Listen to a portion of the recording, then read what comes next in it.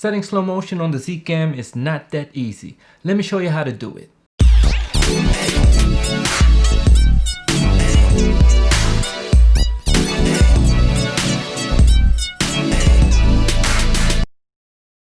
Hey, welcome to Ladicam Studio. My name is Damus aka ProX, and this is your place to be for videography. So don't forget to subscribe and put on the notification bell so you stay up to date with my latest videos. If you're anything like me, you love slow motion.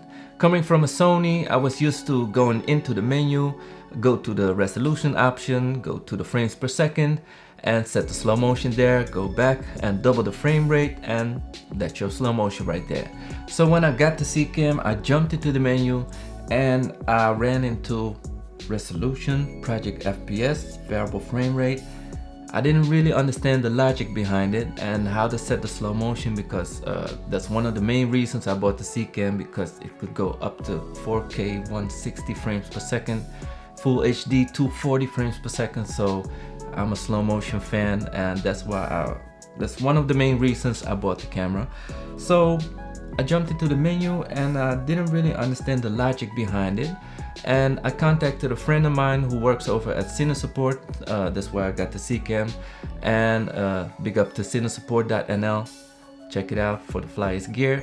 Anyway, so I contacted a friend at CineSupport and he explained to me that the Project FPS, that's your timelines, your sequence settings, and the variable frame rate determines your slow motion. And I didn't really understand it yet, so I started to look into the menu and search for every option and possible combination.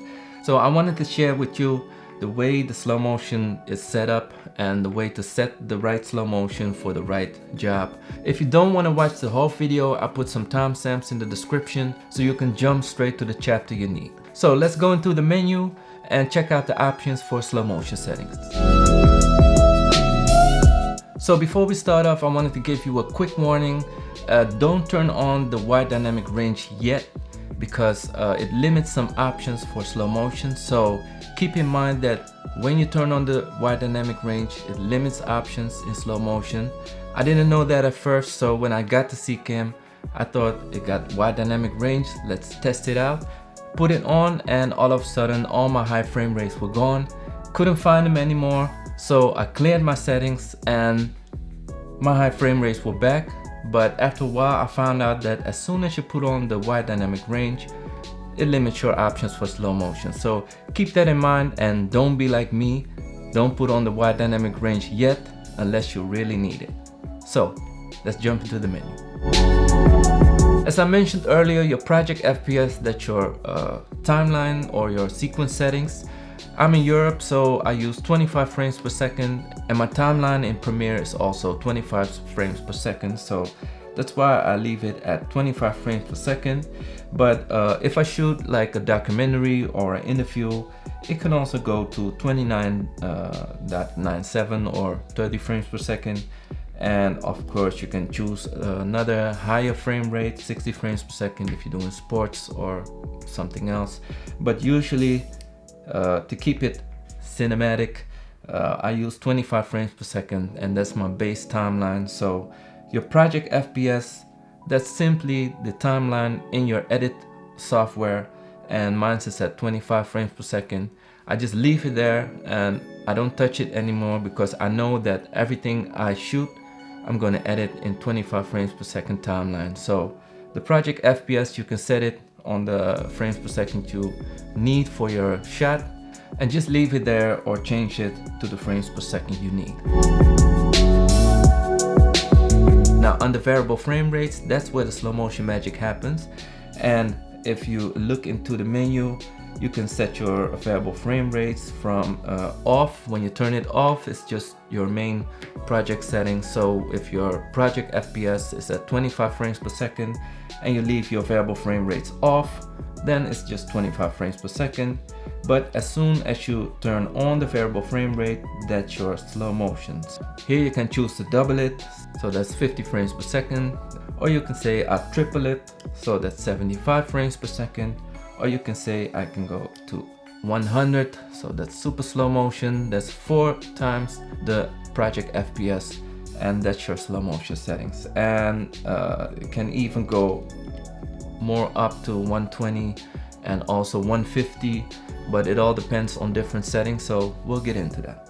So the variable frame rate is going to determine the amount of slow motion you're going to use in your video. So if you're also into slow motion, show me your slow motion footage, put a link down in the comment section, and if you have any questions or tips and tricks, just leave them down in the comment section so we can grow together and learn from each other.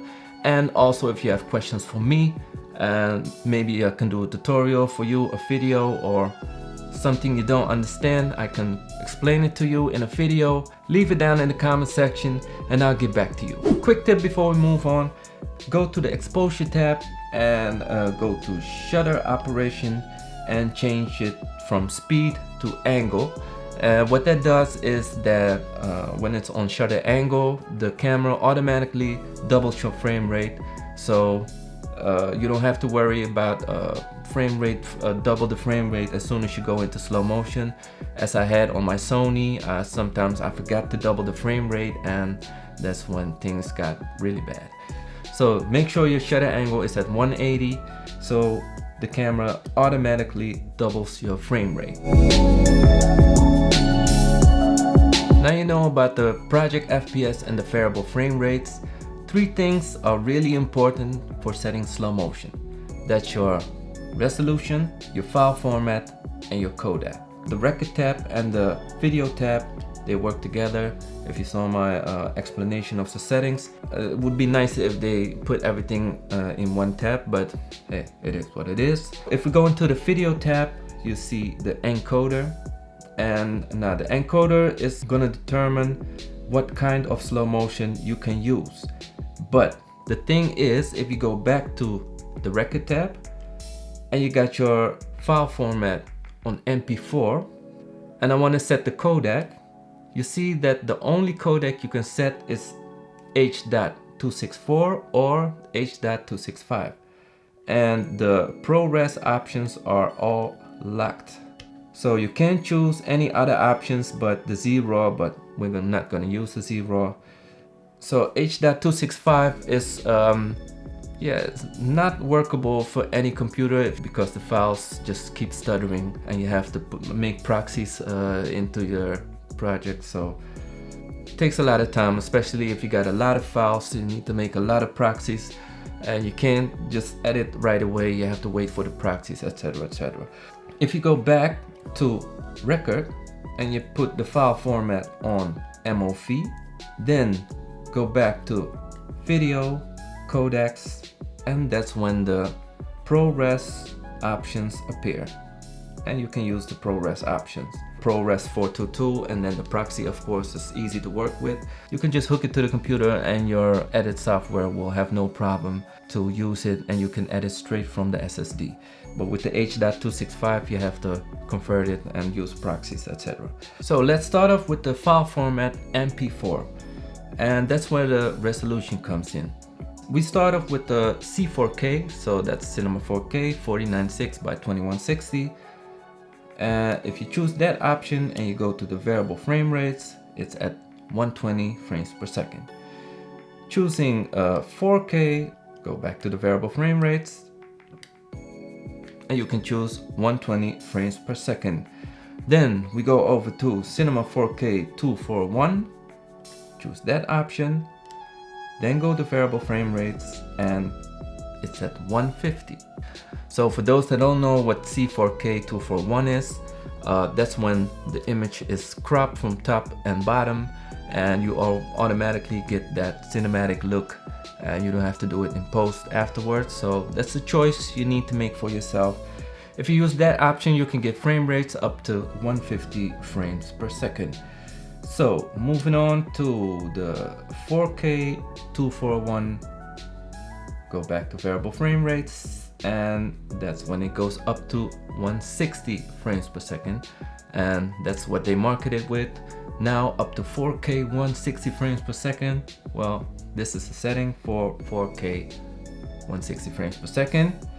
And also you have to search the right option for you, because you have to determine the slow motion before you start to shoot. but we'll get back to that. So look into the menu and do some combinations and see what's best setting for you. I'll tell you my own settings later on. Yeah, I don't choose these options. And also last, what I wanted to show you is the full HD option. It's resolution 1920 to 1080, and when you go back to the variable frame rates, 240, that's 240 frames per second. So that's super slow motion. I did a test the other day and the image is still really nice. Don't underestimate the full HD option on this camera, and with the 240 frames per second, man, it's really satisfying to watch. If you don't gonna use it, just test it out. Put some Mentos in a Coke and watch it splash in 240 frames per second. Do some nice things with it. That's all for the resolutions that I use, and you can choose the other options. You can investigate the other options, but I know I'm not gonna use it. So for me, the resolutions are full HD and C4K or 4K, and the rest, yeah, I'm not really gonna use it because yeah, these are the best settings that I found for me. And ProRes is also a really nice quality, and it's easier to work with for your edit program. It's bigger files, keep that in mind, so you need a lot of capacity if you're gonna do long shoots, but it's really worth, because you can just record it, take out your SSD, plug into the computer and just edit right away without making proxies. Well, it's also a proxy option, but we'll get into that. So but your codec also determines the amount of slow motion. Thing I didn't understand was, how can I unlock these options for the ProRes? So I went back to record, and that's when I found out that if you change the file format from MP4 to MOV and then go back to video to the codecs, and voila, that's when the ProRes option pops up. And then you can choose the ProRes 422 proxy. Really nice option. It automatically makes a proxy file, so you don't have to do it later on. Keeps the file size small when you try to edit it. And then you have the ProRes 422 LT or the normal ProRes 422, and which is also easy to work with, but are really big files. So keep in mind, you need a lot of space if you're going to shoot in ProRes, but ProRes works really nice, and the quality is super. Any quality from the C-Cam is nice, so I don't need to mention that. But that's how you get the ProRes options. But let's select ProRes. So I select ProRes, go back to the record tab, and set it to a C4K. So that's a Cinema 4K. And my Project FPS is 25, this is my normal timeline. Then I go to variable frame rates, and the max frame rate is 60 frames per second. So keep in mind that if you want those high frame rates, you can't shoot at ProRes, because that's when the max slow motion option is 60 frames per second. And for me, I'm in Europe, so I choose 50 frames per second. So that's a loss of 10 frames per second. So when I choose 4K, it's also 60 frames per second, and go back to resolution. When I use Cinema 4K 241, it's all 60 frames per second, etc, etc, and except for full HD, then you can switch it to 120 frames per second. So only in full HD ProRes you can shoot 120 frames per second, but any other option is 60 frames max. So keep that in mind. If you want those high frame rates, you can't shoot ProRes, then you need to shoot at H.265 or H.264 for those high frame rates. A new option that they just added with the latest update is that if you go back to a video and you set it to ProRes 422 proxy, and you go back to a record, choose 4K, and then go to the variable frame rates, then you can choose 120. So if you want to shoot 120 frames per second at 4K, you need to put your codec at ProRes proxy.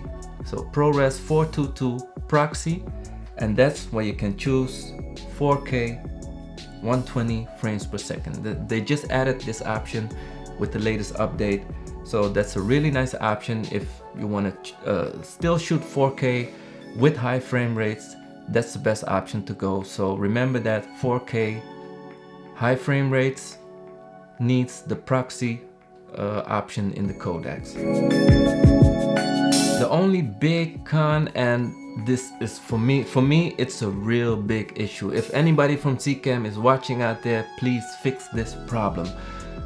Thing is, if you record in slow motion and then your client says, can I see the footage so we can see what it looks like and what's the setup, and then you have to tell the client, yeah, it's in slow motion right now, but when I go into edit, then I speed it up and then it's normal speed. But for now it looks nice, and of course everything looks nicer in slow motion, but I rather want to show my client the image that what it looks like, what we just recorded in normal speed, and in edit or in post put on some slow motion. So if Sony can do it, if Canon can do it, Zcam can do it, I know. Please put that in your next upgrade. Anybody from Zcam out there watching, please let it play back at normal speed. And there should be an option which plays back in normal speed. That's under playback FR, and when it's on default it should play back in normal speed, and when it's at VFR it should play back your variable frame rate, so that's your slow motion. But it doesn't. It plays back in slow motion, whatever you just play back. And I did find out that the 4K ProRes 422 proxy option plays back normally, so that's a plus. But any other option, if you record slow motion, plays back in slow motion. So I don't like that option, and Zcam needs to fix that quick, please, because there's been a lot of complaints. I'm in a Zcam E2 group on Facebook, and there's been a lot of complaining about that. So please fix that, and that's the only con I got on the slow motion. So my settings, when I want to go for best video quality and high frame rate slow motion, then I set it to C4K, and my Project FPS is 25 frames per second. Then the codec I use is H.265, and I don't mind making proxies. When I get home, I put it on my computer and let it run all the proxies, and I go get something to eat, and when I come back, then the proxies are done. So I choose for the C4K 25 frames Project FPS, and then I take the 100 frames per second, or in 4K I can even go up to 150 frames per second. But if I want to go for max quality, then Cinema 4K is the best option, because also if you're gonna edit in a 4K timeline and you shoot in Cinema 4K 4096 by 2160, you have some room left to crop and move it around a bit more. So I choose that option, and then the variable frame rate at 100, that's enough. And that's my slow motion setting. And there's also the option to make user profiles. So let's say your first user profile is just 25 frames per second, variable frame rate off. Your second profile is 25 frames per second, 50 frames variable frame rate, and your last profile is 25 frames per second Project FPS and 100 frames per second variable frame rate. So you can just choose easily between those options, and you can just load in the profile and switch between those slow motion options. That's it for slow motion. And the thing I found out by working with the Zcam is that you need to plan your shoots and know exactly this scene is going to be slow motion and this scene is just going to be a normal frame rate. And that's how you set up your shots and set up your slow motion, so you know exactly which shot is slow motion and which is not. And that's my new workflow. It takes some getting used to. Please don't overuse the slow motion. Not everything that's slow motion is cinematic, but that's a different chapter. I'm gonna talk about that in another video. If you like what you saw and you have something to say, put it down in the comments. And again, show me your slow motion footage. I love slow motion, so if you got some dope slow motion footage, put it down in the comment section. Of course, don't forget to subscribe and put on the notification bell so you can stay up to date with the latest videos. And I see you next time. Peace.